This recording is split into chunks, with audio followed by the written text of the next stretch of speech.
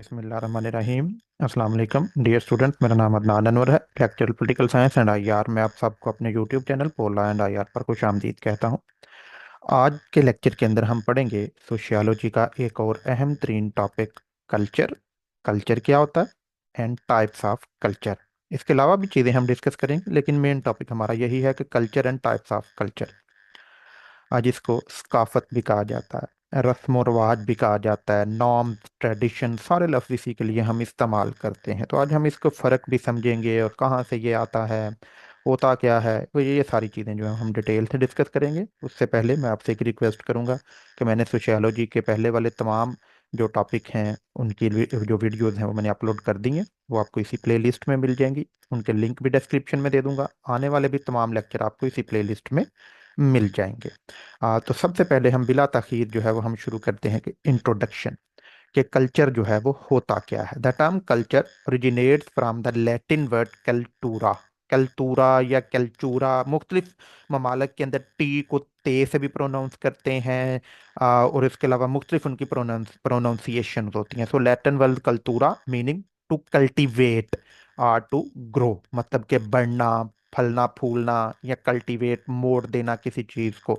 सो culture जो लफ्ज है ये लैटिन वर्ड कल्तूरा से निकला है, जिसका मतलब है टू कल्टीवेट और टू ग्रो। इसके ऊपर मुख्तलिफ स्कॉलर्स मुख्तलिफ किताबों के अंदर मुख्तलिफ जो है वो थीरीज लिखी हुई है इसके बारे में, लेकिन मोस्ट कॉमन ज्यादातर किताबों के अंदर यही वर्ड लिखा हुआ है कि ये लैटिन वर्ड कल्तूरा से निकला है।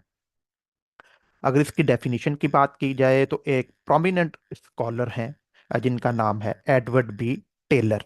एडवर्ड बी टेलर ने जो डेफिनेशन की है कल्चर की, वो कहते हैं that complex whole which which includes knowledge, belief, art, morals, law, custom and any other capabilities and habits acquired by man as a member of society।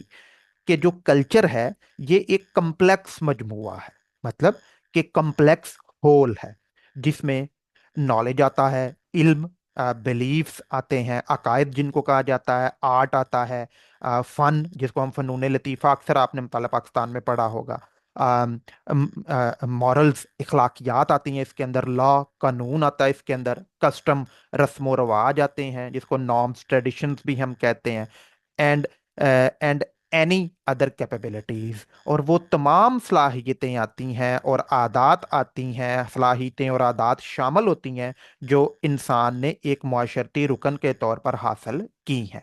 सो जो culture है ये पढ़ने में, बोलने में, सुनने में ये एक बड़ा हमें सिंपल सा वर्ड लगता है, लेकिन इसके अंदर आप देखें कितनी चीज़ें आती हैं जो कि इस डेफिनेशन में बयान भी की गई हैं, कि इल्म आता है, अकायद आते हैं, फ़नून लतीफ़ा आता है, अखलाकियात मॉरल्स आती हैं, लॉ कानून आता है, रस्म व रवाज आते हैं, और वो तमाम सलाहियतें और आदात भी शामिल होती हैं जो इंसान ने एक माशरे के रुकन के तौर पर हासिल की हुई होती हैं। तो इन तमाम चीज़ों से भाई मिल मिला के ये सारे इसके इंग्रेडिएंट्स हैं। इन इन इन इन इंग्रेडिएंट्स से मिल के जो है वो कल्चर बनता है। So the term culture was first used in its modern anthropological sense by Edward B Tylor. Edward B Tylor ने सबसे पहले जो है कल्चर की जो टर्म है उसको इस्तेमाल किया। उन्होंने अपनी एक किताब लिखी थी, ये मैंने सारी चीज़ें बोल्ड भी की हैं और येलो येलो कलर के अंदर आपको नज़र भी आ रही होंगी। प्रिमिटिव कल्चर उनकी किताब थी जो कि 1871 में पब्लिश हुई। उसके अंदर जो है वो सबसे पहले उन्होंने ये टर्म को इस्तेमाल किया। तो ये था एक ब्रीफ सा सादा सा जो है वो इंट्रोडक्शन और उसकी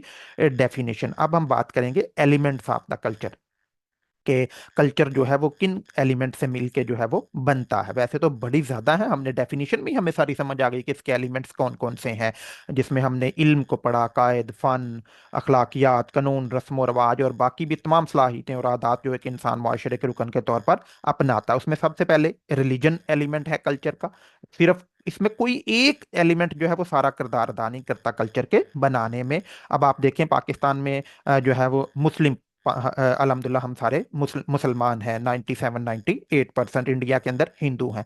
अब देखें कि मुसलमान होने के बावजूद पंजाब का कल्चर अलहदा है, सिंध का अलहदा है, केपीके का अलहदा है। इसी तरह इंडिया के अंदर हिंदू पॉपुलेशन ज़्यादा है, तो लेकिन उसके अलावा उनकी आगे स्टेट्स भी हैं, हर स्टेट का, पंजाब का जो है वो कल्चर अलहदा है, बाकी दी महाराष्ट्र, छत्तीसगढ़, नागपुर, तमाम रियासतों का कल्चर जो है वो अलग अलग है। सो रिलीजन एक फैक्टर होता है, एक एलिमेंट हो सकता है। इसी तरह क्रिश्चियनिटी जो है वो एक एलिमेंट है कल्चर का। यूरोप के ममालिक के अंदर जो क्रिश्चियनिटी है, इसी तरह वैल्यूज, वैल्यूज कहते हैं नॉर्म्स को, अकदार को, अकदार का लफ्ज जिसके लिए हम इस्तेमाल करते हैं। सो वैल्यूज जो है ये भी एक एलिमेंट है कल्चर का। नॉर्म्स मतलब नॉर्म्स, रस्मो रिवाज जिसको कहते हैं, ट्रेडिशंस, वैल्यूज है, वैसे तो ये सिनोनिम है, लेकिन जो नॉर्म्स हैं, ये norms established rules of behaviour, ये जो इंसान के जो रवैये हैं उनको एस्टेब्लिश करती हैं। Norms can be formal, formal भी हो सकती हैं लॉज की सूरत में, और इनफॉर्मल कस्टम्स की सूरत में, रस्म रिवाज की सूरत में जो चलती आ रही होती हैं। जिन जैसे हमारे शादी ब्याह के रस्म रिवाज होते हैं, तो वो कहीं पाकिस्तान के कॉन्स्टिट्यूशन में तो नहीं लिखे हुए, इंडिया के कॉन्स्टिट्यूशन में तो नहीं लिखे हुए, लेकिन वो चलते आ रहे होते हैं। सो नॉर्म्स भी एलिमेंट है कल्चर का। सिंबल्स, अलामात होती हैं, जैसे ऑब्जेक्ट्स, गेस्चर्स और sound that carry meaning beyond their physical form. The national flag is a powerful symbol of patriotism. कई ममालिक के अंदर जो है वो जैसे मखसूस किस्म की अलामात होती हैं, कल्चर का हिस्सा होता है। जैसे पाकिस्तान में जो है वो हम हैंड शेक करते हैं, अस्सलाम वालेकुम। इंडिया के अंदर जो है वो हाथ बांधते हैं एक अलामत के तौर पर। तो ये भी एक कल्चर का हिस्सा होता है, ट्रेडिशन का हिस्सा होता है। जब कोई भी बंदा पाकिस्तान में आता है तो मोस्टली शेक हैंड करता है, इंडिया में जाता है तो वो बिल्कुल वैसे ही एक सिंबल सा बनाते हैं कि जी अस्सलाम वालेकुम की तर्ज के ऊपर। इसी तरह लैंग्वेज जो है, जबान जो है, ये भी एक कल्चर का हिस्सा होती है, कल्चर का एक एलिमेंट के तौर पर होती है। जैसे पाकिस्तान के अंदर जो है बड़ी ज़्यादा ज़बानें बोली जाती हैं, इंडिया में भी बड़ी ज़्यादा बोली जाती है, लेकिन मखसूस इलाकों की मखसूस ज़बानें होती हैं और वो उनके कल्चर का हिस्सा होती हैं, एलिमेंट होती हैं। इसी तरह से मटेरियल कल्चर, ये भी एक एलिमेंट है। मटेरियल कल्चर कौन सा होता है? जो इंसान ने खुद बनाया हुआ होता है। मिसाल के तौर पर physical objects created by the members of society, मतलब जिन्होंने, जिसको इंसान ने बनाया हुआ होता है। जैसे कपड़े पहनने का स्टाइल, फूड खाने पीने का, बिल्डिंग्स, अब देखें बादशाही मस्जिद, इसी तरह से शाही किला, इसी तरह से मकबरा जहांगीर, इसी तरह से इंडिया के अंदर भी जो बिल्डिंग्स हैं, यूरोप के अंदर जो है वो बिल्डिंग्स हैं। सो ये मटेरियल कल्चर के अंदर आता है, ये भी एक एलिमेंट है कल्चर का जो जाहिर करता है। दूसरा non material culture. Non material culture the intangible aspects of culture such as values, beliefs, ideologies and norms, जिसके अंदर जबान आ जाती है, हमारे लॉज आ जाते हैं, हमारे अकायद आ जाते हैं। तो ये सारे नॉन मटेरियल कल्चर, मतलब ये इनको हम छू नहीं सकते, टच नहीं कर सकते, मतलब कि ये बनाए हुए नहीं होते, ये चलते आ रहे होते हैं। जबकि मटेरियल कल्चर जो है वो तब्दील भी हो सकता है। जैसे आज से 10 साल पहले कपड़े पहनने का स्टाइल कोई और था, खाने पीने का कोई और था, लेकिन आहिस्ता आहिस्ता जो जो अब देखें पाकिस्तान और इंडिया में चाइनीज डिशेज, टर्किश डिशेज जो है वो खाई जाती हैं। तो मटेरियल कल्चर चेंज हो सकता है, लेकिन नॉन मटेरियल कल्चर मोस्टली एक इतनी जल्दी तब्दील नहीं होता। मैं ये तो नहीं कहता नहीं हो सकता, हो जाएगा, लेकिन इतनी जल्दी नहीं होगा, नस्ल दर नस्ल चलेगा।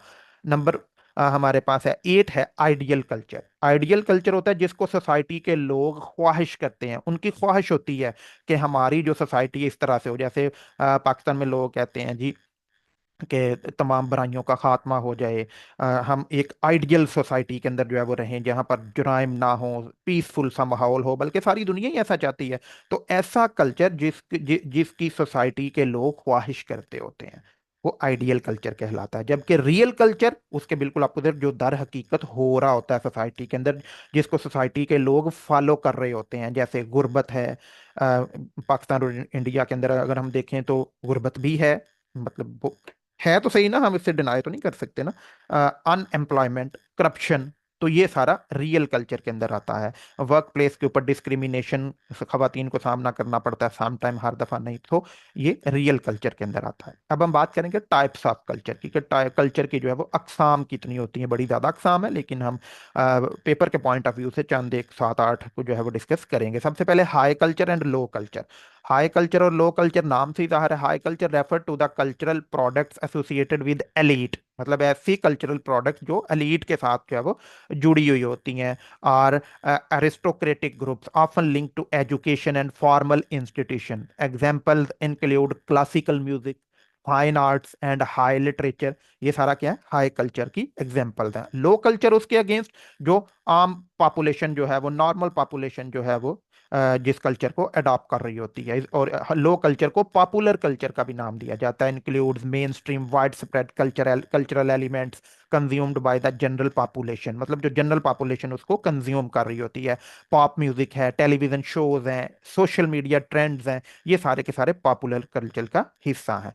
वो नंबर 2 पे आता है सब कल्चर, मतलब एक कल्चर है, जैसे मैंने फॉर एग्जांपल इसकी एग्जांपल देख ली ऊपर कि हाई कल्चर क्या है, मैंने वन लिखा और उसकी जो है वो सब हेडिंग क्या लिखी, हाई कल्चर और लो कल्चर, उसको जो है वो ए और बी लिखा। तो इसी तरह से कल्चर और कल्चर के अंदर सब कल्चर जो है वो होते हैं। जैसे पाकिस्तान और इंडिया का कल्चर, जो अगर हम रिलीजन के हवाले से देखें तो पाकिस्तान में मुस्लिम, इंडिया में जो है वो हिंदुइज्म मोस्टली जो है वो मजहब है। लेकिन इंडिया के अंदर जो है वो भंगड़ा का कल्चर, मतलब वो सारे इंडिया में तो नहीं है लेकिन आगे सब कल्चर है। मतलब जो हमारा पंजाब के लोग हैं वहां पर बंगला का कल्चर है, लेकिन सारे इंडिया में नहीं है। इसी तरह पाकिस्तान के अंदर पश्तो कल्चर, सिंधी कल्चर, बलूचिस्तान का कल्चर, पंजाब के लोगों का कल्चर, सो ये आगे सब कल्चर में आएगा।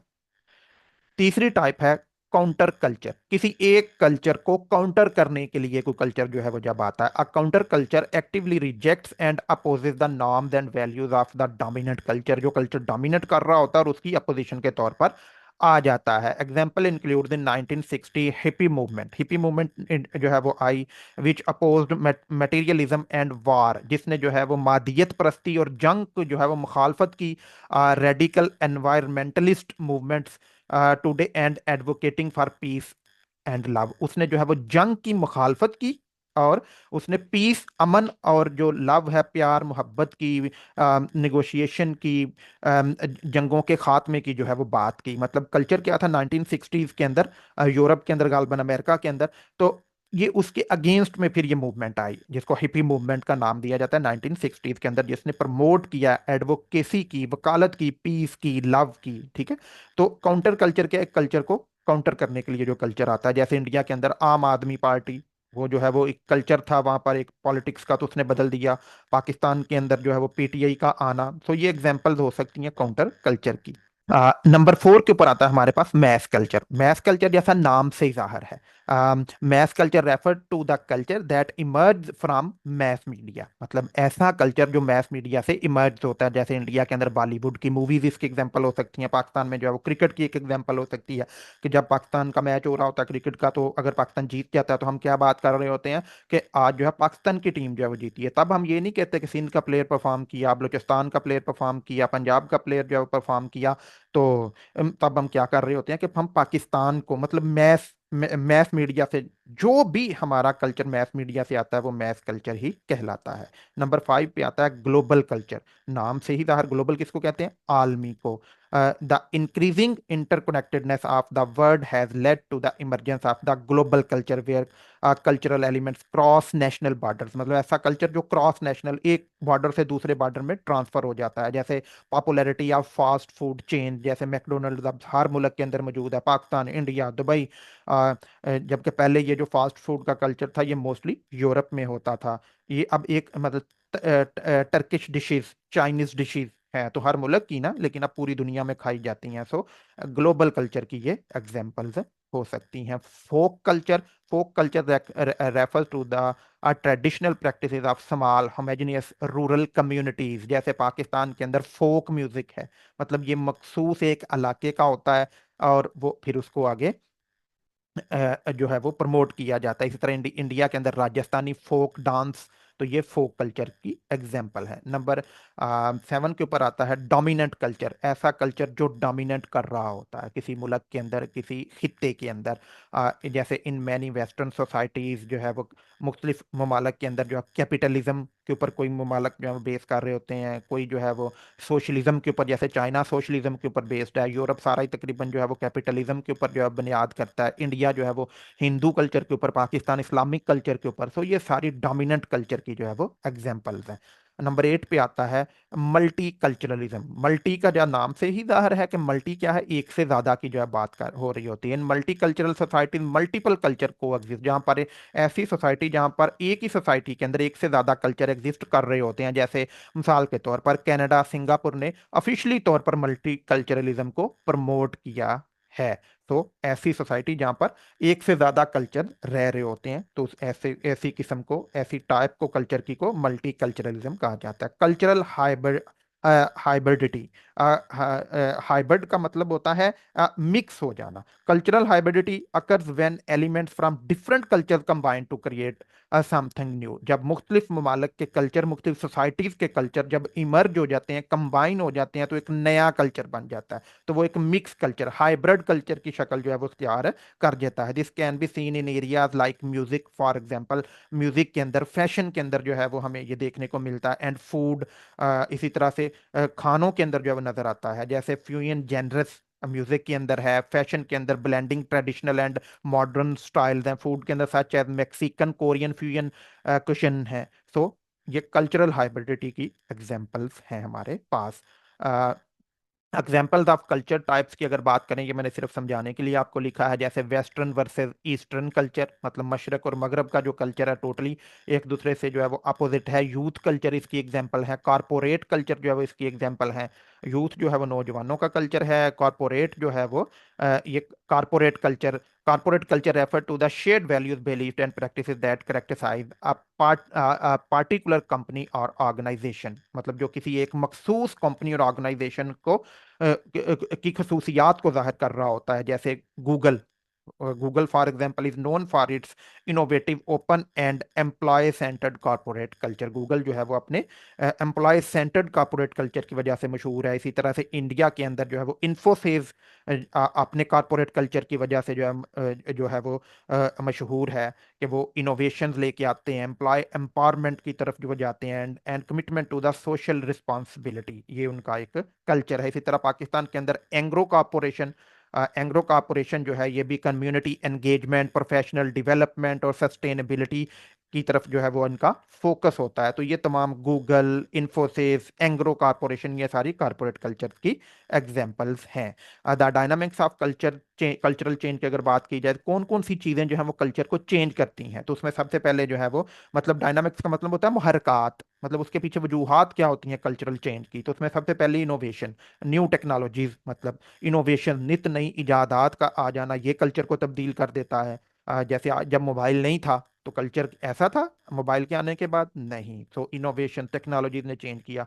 कल्चरल डिफ्यूजन, जब कोई कल्चर डिफ्यूज होता है, the spread of cultural elements from one society to another leads to cultural diffusion. जब एक सोसाइटी का कल्चर दूसरी सोसाइटी में जाता है, जैसे अब हमारे जो पाकिस्तान और इंडिया में जो पैंट शर्ट का पहनना, जबकि हमारे रवायती लिबास जो है वो ये नहीं रहे माजी के अंदर, लेकिन अब जो है वो कल्चरल डिफ्यूजन की वजह से हो गया। वेस्टर्न फैशन जो है वो हमारा एशियन कंट्रीज के अंदर जो है वो जा रहा है। एकल्चरेशन, एकल्चरेशन कहते हैं सकाफती तबादले का जो जो अमल होता है, सकाफती तबादले के अमल को कहते हैं। When different culture come into contact, जब मुख्तलिफ कल्चर जो है वो एक दूसरे के साथ कांटेक्ट में आते हैं, तो ये एकल्चरेशन जो है वो कहलाता है। They often exchange cultural traits. Acculturation refer to the process by which a culture adopts elements of another culture, often seen in immigrant communities, जो हमें इमिग्रेंट कम्युनिटीज के अंदर हमें देखने को मिलती हैं। So when different culture come into contact, जब मुख्तलिफ कल्चर एक दूसरे के साथ कांटेक्ट में आते हैं, तो दे ऑफन एक्सचेंज कल्चरल ट्रेड, तो एक दूसरे के साथ जो सकाफत होती है, रस्म रिवाज होती है, उसको तब्दील कर ले होते हैं। जैसे एक मुल्क के अंदर जो है वो इमिग्रेंट्स रह रहे हैं, तो मुख्तलिफ ममालिक से तल्लक रखते हैं, तो हर एक अपना कल्चर होता है, तो वो एक दूसरे के साथ एक्सचेंज कर लेते हैं, अडॉप्ट कर लेते हैं एक दूसरे के रस्मों रवाज को। ग्लोबलाइजेशन, ग्लोबलाइजेशन जो है वो आलमी फैलाव को, आलमी सतह के ऊपर जो भी काम हो रहा होता है उसको कहते हैं increased interdependence and communication between countries.